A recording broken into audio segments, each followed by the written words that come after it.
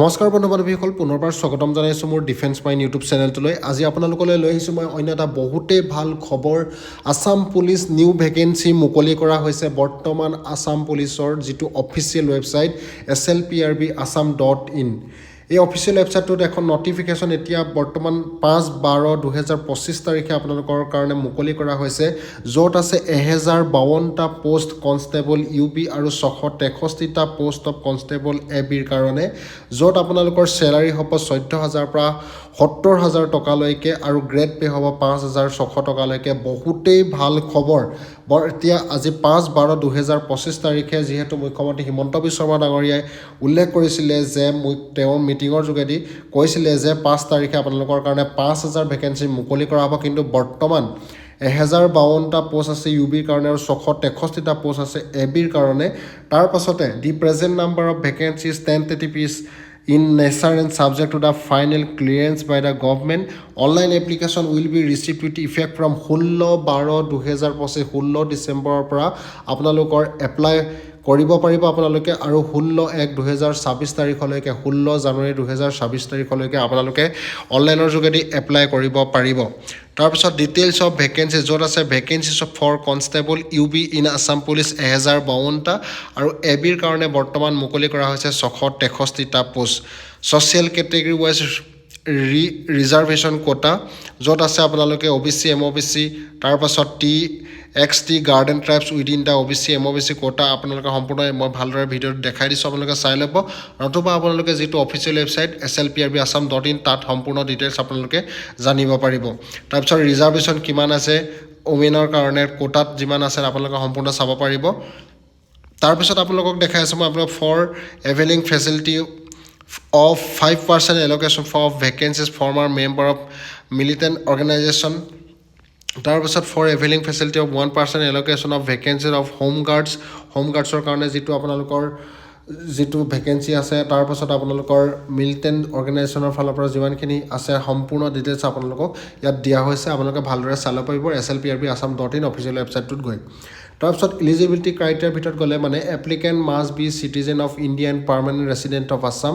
অসমৰ স্থায়ী বাসিন্দা হ'ব লাগিব বুলি যিটো ইলিজিবিলিটি ক্ৰাইটেৰিয়াত আছে, অসমৰ স্থায়ী বাসিন্দা হ'ব বুলি উল্লেখ কৰা আছে। তাৰপিছত selected applicants will have to submit proof of residence after publicate of the final select list. However applicants belonging to SC ST OBC MOBC are exempted from submitting such certificates. তাৰপিছত আপোনালোকে প্ৰুফছ অফ ৰেচিডেঞ্চ চাৰ্টিফিকেট আপোনালোকে জমা কৰিব লাগিব। The applicant must be registered with a local employment exchange in Assam. আপোনালোকৰ যিটো employment exchange আজিকালিতো online হয়, আগতে যিটো আপোনালোকে তাত এমপ্লয়মেণ্ট অফিচত গৈ ৰেজিষ্টাৰ কৰিব লাগে, সেই ৰেজিষ্টাৰ নম্বৰ আপোনালোকক লাগিব ভৱিষ্যতে। তাৰপিছত দি এপ্লিকেণ্ট মাষ্ট স্পীক আছামিজ অৰ এনি আদাৰ ষ্টেট লেংগুৱেজ ফ্লুৱেণ্টলি, আপোনালোকে সম্পূৰ্ণকৈ অসমীয়া ভাষা জানিব লাগিব। তাৰপিছতে আহিব এজৰ কথা, যিটো এজ লিমিট আছে 18 পৰা 25 বছৰ বয়সৰ কেণ্ডিডেটে এই পদবিলাক আপোনালোকে এপ্লাই কৰিব পাৰিব অতি সহজতে। তাৰপিছত জানো হওক এজ ৰিলেকশ্যনৰ বিষয়ে। এজ ৰিলেকশ্যনৰ ক্ষেত্ৰত SC STP এণ্ড STSৰ কাৰণে 5 বছৰ, OBC MOBCৰ কাৰণে 3 বছৰ, আৰু home guards members of VDPs civil defence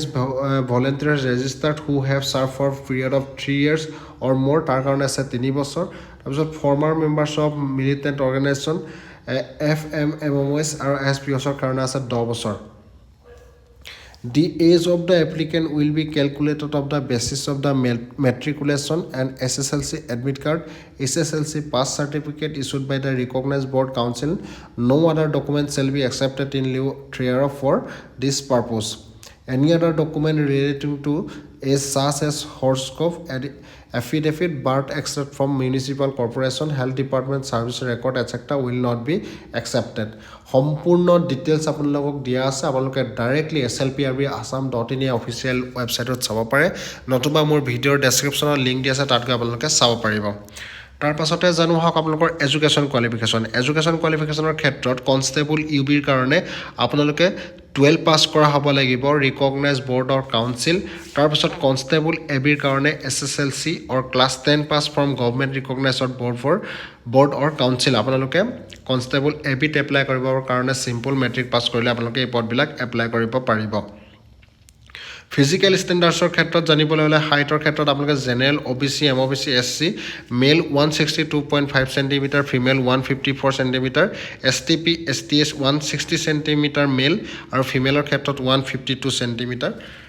ইয়াত উল্লেখ কৰা হৈছে তাৰপাছতে chest only for men categories general OBC MOBC SC STPৰ কাৰণে নৰ্মেল মিনিমাম আপোনালোকৰ 80 চেণ্টিমিটাৰ এক্সপেনশ্যন 5 চেণ্টিমিটাৰ STSৰ কাৰণে মিনিমাম 78 চেণ্টিমিটাৰ আৰু এক্সপেনশ্যন 5 চেণ্টিমিটাৰ ইয়াত উল্লেখ কৰা হৈছে মেডিকেল ষ্টেণ্ডাৰ্ডছৰ ক্ষেত্ৰত applicant must be in good mental and bodily health হ'ব লাগিব they must be free from any physical deformities and free from disease such as diabetes, heart disease, hernia, piles, respiratory disease, knock knee, flat foot or any other physical deformity that is likely to interfere with the efficient performance of duties. Applicants should not be color blind, be squint-eyed. তাৰপিছত eyesight, the distance vision should be 6/6 at least one eye and not more than 6/9 for the other without correction. Near vision should be normal. Varicose vein shall be considered as temporary disqualification. যদি আপোনালোকৰ ভৰিত বহুত বেছি hero ওলাই আছে তেতিয়া আপোনালোকক ডিছকুৱালিফাইড কৰা বুলি মেডিকেল ষ্টেণ্ডাৰ্ডৰ ক্ষেত্ৰত উল্লেখ কৰা আছে তাৰপিছত হাউ টু এপ্লাই এই পদবিলাক আপোনালোকে কেনেধৰণে এপ্লাই কৰিবলৈ হ'লে ভিডিঅ'ৰ ডেছক্ৰিপশ্যনতো লিংক দিয়া আছে তাত গৈ আপোনালোকে ক্লিক কৰিব নতুন পেজ খোল খাব ক্লিক কৰাৰ লগে লগে তাৰপিছত আপোনালোকে নিজৰ যিবিলাক ডকুমেণ্টছ ৰিকুৱাৰ্ড তাত বিচাৰিছে তাত আপোনালোকে ক্লিক কৰিব আৰু ক্লিক কৰাৰ লগে লগে যিবিলাক ৰিকুৱাৰ্ড ডকুমেণ্টছ সেইবিলাক আপলোড কৰিব তাৰপিছত নিজৰ পাছপৰ্ট চাইজ ফটোগ্ৰাফ আপোনালোকে আপলোড কৰিব আৰু যিটো কেটেগৰিজ আপোনালোকৰ পে'মেণ্ট হ'ব সেই পে'মেণ্টটো আপোনালোকে জমা কৰি তাৰপিছতে যিটো প্ৰিণ্ট আউট হবে প্ৰিণ্ট আউট কপিটো আপোনালোকে ল'ব বছ ইমানেই আৰু তাৰপিছত আপোনালোকে একো কৰিব নালাগে সিমানটো কৰিলে আপোনালোকে এপ্লাই কৰিব পাৰিব তাৰপিছত applicants must registered using a valid mobile number নিজৰ ভেলিড মোবাইল নাম্বাৰ দিব লাগিব and provide the following information accurately employment exchange number দিব লাগিব হাইষ্ট কোৱালিফিকেশ্যন ডিটেইলছ দিব লাগিব পাৰ্মানেণ্ট ডিষ্ট্ৰিক্ট যিটো আপোনালোকৰ ডিষ্ট্ৰিক্ট জেণ্ডাৰ দিব লাগিব কেষ্ট কেটেগৰী ডেট অফ বাৰ্থ দিব লাগিব আধাৰ নাম্বাৰ এইবিলাক আপোনালোকৰ যিটো আপোনালোকৰ ভেলিড মোবাইল নাম্বাৰৰ লগতে সম্পূৰ্ণ আপোনালোকে এই তথ্য দিব লাগিব তাৰপাছতে ডকুমেণ্টছৰ ক্ষেত্ৰত আপোনালোকে লেটেষ্ট পাছপৰ্ট চাইজ ফটোগ্ৰাফটো লাগিবই তাৰপিছত ডিজিটেল ফটো অফ ছিগনেচাৰ যিটো আপোনালোকৰ ছিগনেচাৰ তাত লাগিব চাৰ্টিফিকেট অফ প্ৰুফ এজৰ ক্ষেত্ৰত আপোনালোকে এডমিট কাৰ্ড নতুবা চাৰ্টিফিকেট অফ SSLC তাৰপিছত নহ'লে আপোনালোকৰ 12 পাছ কৰা চাৰ্টিফিকেট আপোনালোকে দিব লাগিব নহ'লে pass certificate and marksheet SSLC আৰু ক্লাছ 12ৰ পাছ চাৰ্টিফিকেট মাৰ্কশ্বিট মেট্ৰিক নহ'লে আপোনালোকে সেকেন্ড ইয়াৰ দিব লাগিব এমপ্লয়মেণ্ট এক্সচেঞ্জ ৰেজিষ্ট্ৰেশ্যন কাৰ্ড দিব লাগিব caste certificate if applicable is acceptable only from the competent authority authorized by the government of Assam. Caste certificate issued by any other authority states will not be accepted. Caste certificate if applicable যিটো caste certificate আপোনালোকে আজিকালি online কৰিব পাৰে তে অনলাইনৰ যোগেদি আপোনালোকে কৰিব পাৰিব তাৰপাছতে আপোনালোকৰ ৰিকমেণ্ড যিবিলাক টেষ্ট হ'ব ফিজিকেল এফিচিয়েঞ্চি টেষ্ট হ'ব যিটো সিলেকশ্যন প্ৰচেছৰ ক্ষেত্ৰত আহিব তাৰপাছতে আপোনালোকৰ ৰিটেন টেষ্ট হ'ব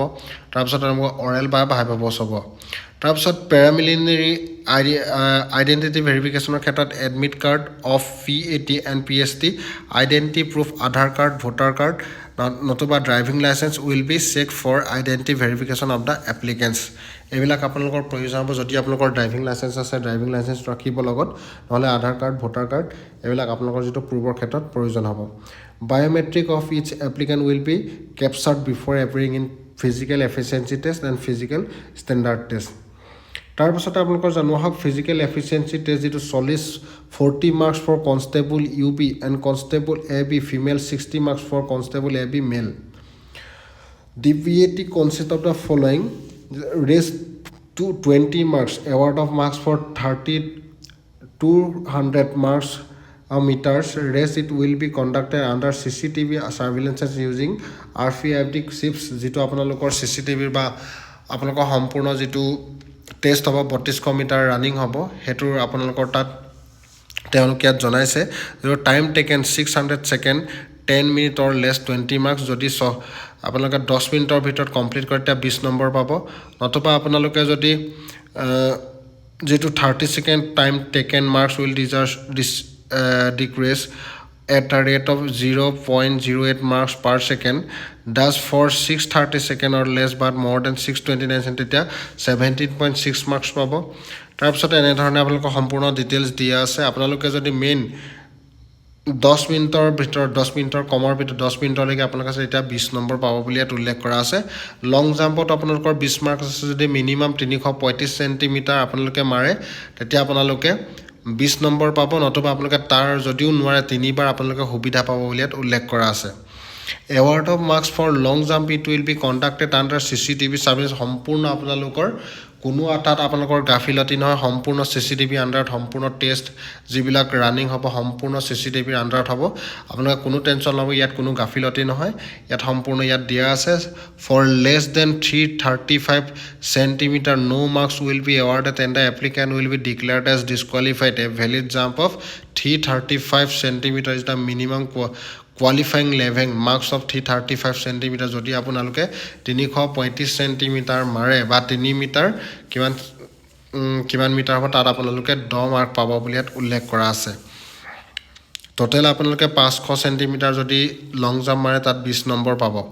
সিনাপ 20 marks only for male applicants who apply for constable AB যিসকল কেণ্ডিডেটে এবিত এপ্লাই কৰিব তেওঁলোকৰ কাৰণে যদি আপোনালোকে 4 বাৰ সিনাপ মাৰে 10 নম্বৰ 5 বাৰ মাৰিলে 11 নম্বৰ 6 বাৰ মাৰিলে 12 নম্বৰ